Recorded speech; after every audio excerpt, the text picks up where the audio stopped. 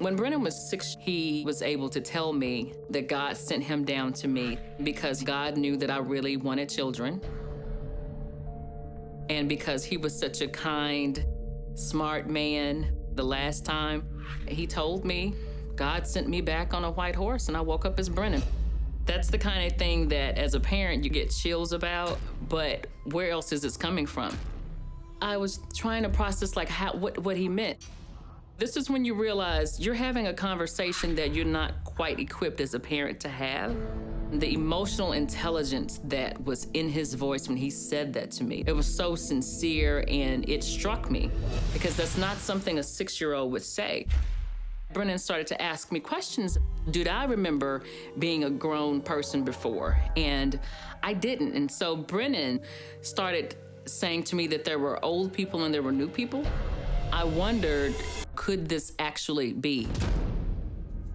We were in the car driving to the store, and in the back seat, he made a comment like, it's gonna be dark here soon. He sounded like a farmer. I just remember thinking, what child says, I was gonna be dark here soon?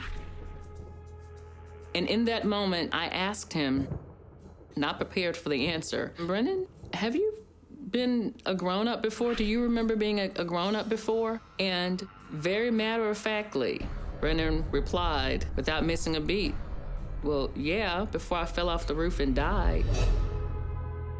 I'm surprised that I didn't lose control of the car at the time.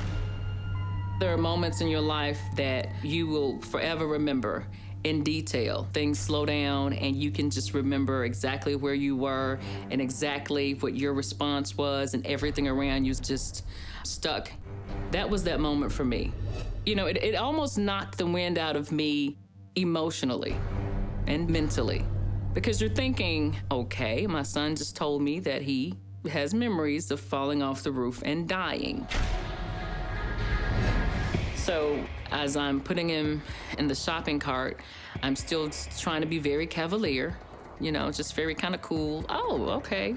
So you fell off the roof and died. Oh, okay. Well, you know, what were you doing? And he replied, well, I was working on the roof and some of my grown-up friends were helping me.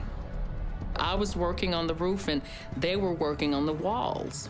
He was so matter of fact, it was almost like, well, duh, didn't you know? And that just knocked the wind out of me.